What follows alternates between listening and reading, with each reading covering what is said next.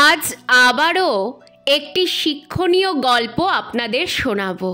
সেই আদিকাল থেকে কচ্ছপ আর খরগোশের গল্প আমরা সবাই জানি, কিন্তু মজার বিষয় হলো এই গল্পের প্রথম অধ্যায়টা আমরা সবাই জানি, কিন্তু আরও 3টি অধ্যায় আছে যা অনেকেই হয়তো জানি, আবার হয়তো অনেকেই জানি না।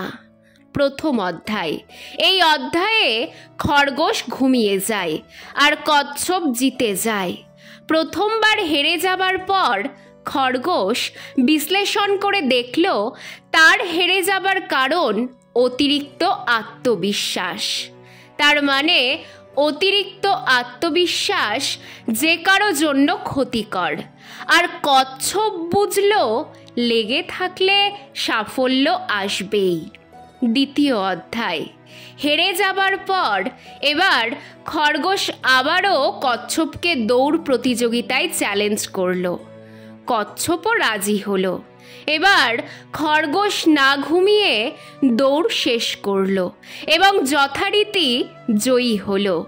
খরগোশ বুঝল নিজের সামর্থ্যের পুরোটা দিয়ে কাজ করলে দ্রুত সফল হওয়া যায়। আর কচ্ছপ বুঝল ধীর ও স্থিরভাবে চলা ভালো, তবে কাজে উপযুক্ত গতি না থাকলে প্রতিযোগিতামূলক পরিবেশে জয়ী হওয়া অসম্ভব। তৃতীয় অধ্যায়। কচ্ছপ এবার খরগোশকে আরেকবার দৌড় প্রতিযোগিতায় আমন্ত্রণ জানালো। খরগোশও যথারীতি রাজি হয়ে গেল।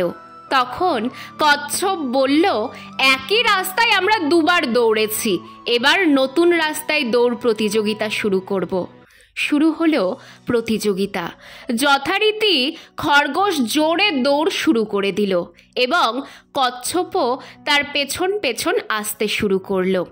কচ্ছপ যখন খরগোশের কাছে পৌঁছালো, দেখল খরগোশ দাঁড়িয়ে আছে, কিন্তু শেষ সীমানায় পৌঁছতে পারেনি, কারণ দৌড়ের শেষ সীমানার আগে একটি খাল আছে। কচ্ছপ খরগোশের দিকে একবার তাকালো, তারপর তার সামনে দিয়ে জলে নেমে খাল পার হয়ে দৌড়ের শেষ সীমানায় পৌঁছে প্রতিযোগিতা জিতে গেল। খরগোশ বুঝল শুধু নিজের শক্তির ওপর নির্ভর করলেই হবে না, পরিবেশ, পরিস্থিতি ও বাস্তবতা অনুধাবন করাও ভীষণ প্রয়োজন। আর কচ্ছপ বুঝল প্রথমে প্রতিযোগীর দুর্বলতা খুঁজে বের করতে হবে, তারপর সেই অনুযায়ী পরিকল্পনা করতে হবে, তবেই জয়ী হওয়া সম্ভব। গল্প কিন্তু এখানেই শেষ নয়। চতুর্থ অধ্যায়। এবার খরগোশ কচ্ছপকে আরেকটি দৌড় প্রতিযোগিতায় আমন্ত্রণ জানালো, ওই একই রাস্তায়। কচ্ছপও মুচকি হাসি দিয়ে রাজি হয়ে গেল, কিন্তু এবার তারা ঠিক করলো প্রতিযোগী হিসেবে নয়, বরং এবারের দৌড়টা তারা সহযোগী হিসেবে দৌড়াবে। শুরু হলো প্রতিযোগিতা। খরগোশ কচ্ছপকে পিঠে তুলে দৌড়ে খালের সামনে গিয়ে থামল। এবার কচ্ছপ খরগোশকে নিজের পিঠে তুলে খাল পার হলো। তারপর আবার কচ্ছপ খরগোশের পিঠে উঠে বাকি দৌড় শেষ করলো। এবার তারা দুজনেই একসাথে জয়ী হলো। এই গল্প থেকে আমরা কি শিখলাম বলুন তো?